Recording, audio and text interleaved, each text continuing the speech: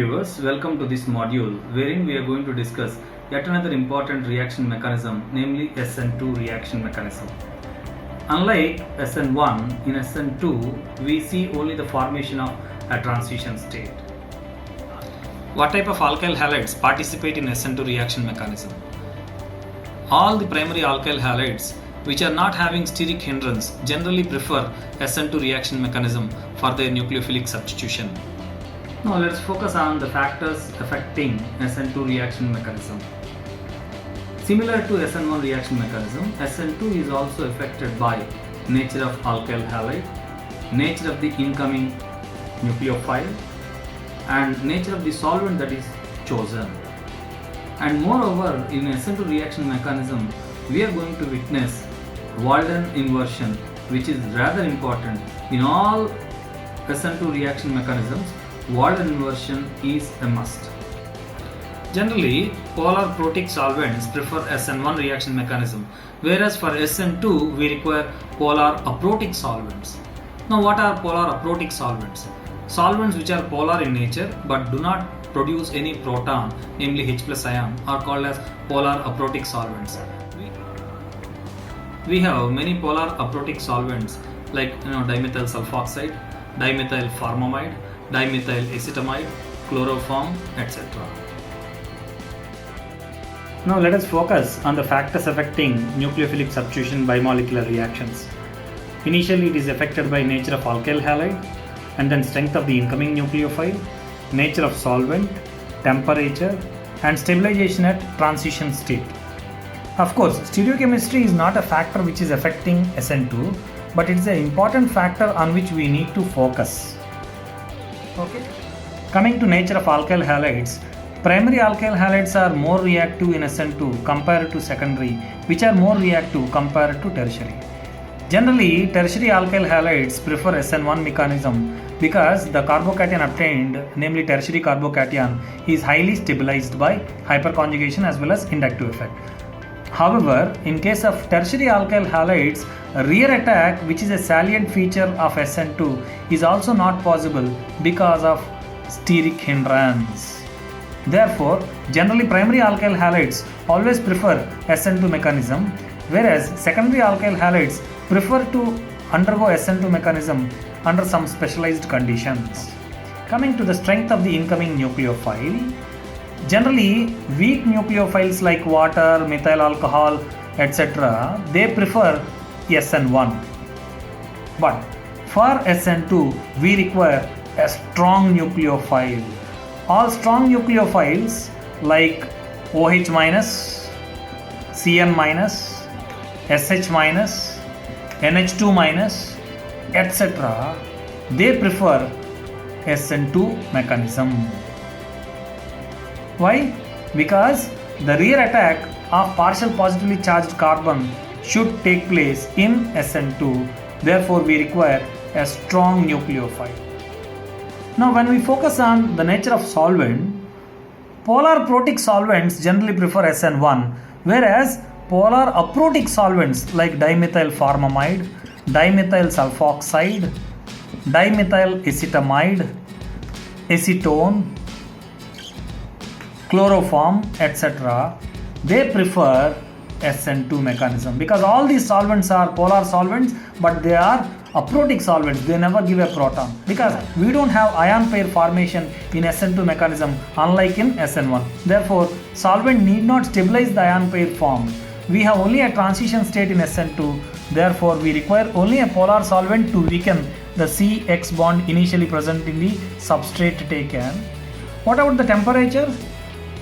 I told you, generally in nucleophilic substitution reactions, a strong bond is formed by the rupture of a weak bond. So, this is a weaker bond and this is a stronger bond which is generally formed.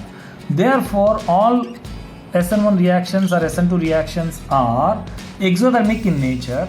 As a result, low temperatures are required for SN1 or SN2. Now, this is a very key factor. Stabilization at transition state is a key factor for SN2 reactions. Because already we have seen in the mechanism of SN2 that we will be getting a penta-coordinated transition state with the trigonal bipyramidal shape like this. Therefore, any molecule which contains a group which can stabilize the transition state more readily favor SN2 mechanism. What type of groups can stabilize the transition state? To know that, we need to focus first on the transition state. In the transition state, we know pretty well the incoming nucleophile is approaching the carbon, whereas the outgoing nucleophile is leaving the carbon like this. Therefore, that group which stabilizes the partial positive charge on carbon can lead to a better SN2 reaction. What type of groups can stabilize the partial positive charge on carbon? Generally, minus I affecting groups like alkenyl group or phenyl group, etc. can stabilize the positive charge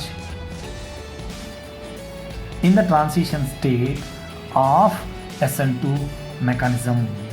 Hence, those groups, if present, then the order of reactivity of SN2 is more. Now let's go to the board to discuss a few critical examples involving SN2 reaction mechanism, and these are highly important towards NEET or IIT JEE examinations. Let us consider some critical examples of SN2 reaction here. I am taking this particular optically active alkyl halide, which is secondary in nature, and treating it with potassium cyanide in presence of DMF. Then what is the product obtained? Because here the bromide is at the dash position, now we are going to get a product wherein the cyanide is at the wedge like this. So this is the major product. However, because cyanide that's obtained from potassium cyanide is an amphiphile, which means which is having both the hands which can attack this particular partial positively charged carbon. If at all, if nitrogen attacks, then what happens? What is the product obtained? When nitrogen attacks, initially we are going to get this species. This carbon has still negative charge, therefore this will be attacking another molecule, giving me this structure all the time. So this is having a positive charge, and then the bromide will be here to form an ionic bond like this. So this is a minor product. There is a possibility of this product to be formed in lesser quantities. In the second example, he has taken a pyridine and he is treating this pyridine with methyl bromide in DMSO. What is happening? We have a partial positive charge at this carbon and partial negative charge on bromide. Now the lone pair of electrons on pyridine will be coming and attacking like this. Therefore it forms a pyridinium salt as shown here. So CH3,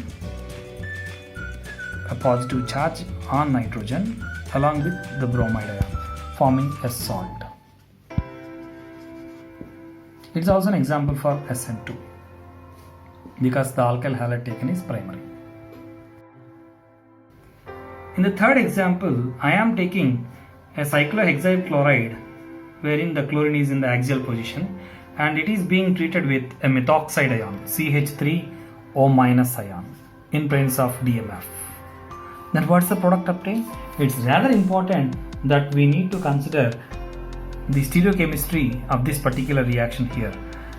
This OCH3 will be attacking this carbon from the equatorial position side.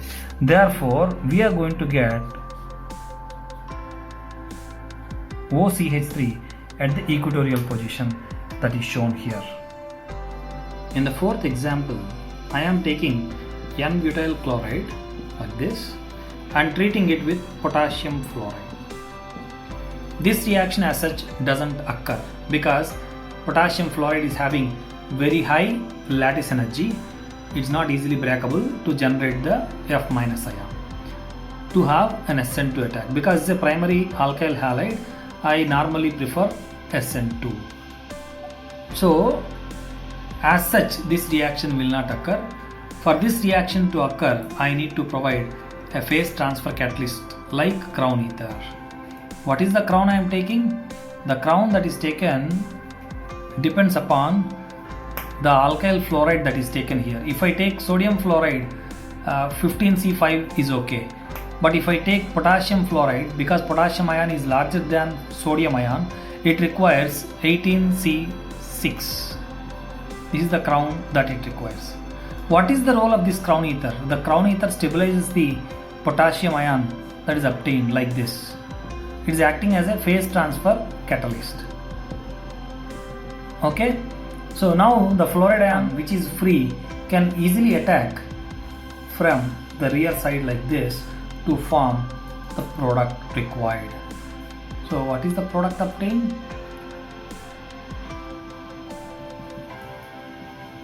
F hydrogen, hydrogen. Though it's not a chiral molecule, I am showing only the tetrahedral nature of the carbon, this carbon here. So this is the product obtained. So what is the product obtained? It is N-butyl fluoride. That's it. We'll see one more example. I am taking a secondary butyl bromide here and treating it with sodium azide NaN3 in DMSO, dimethyl sulfoxide. Because DMSO is a polar aprotic solvent, this reaction occurs via SN2 path, leading to the formation of an inverted product with an azide substitution like this. This is the product obtained. So inverted product. So if this is yes, I am going to get R.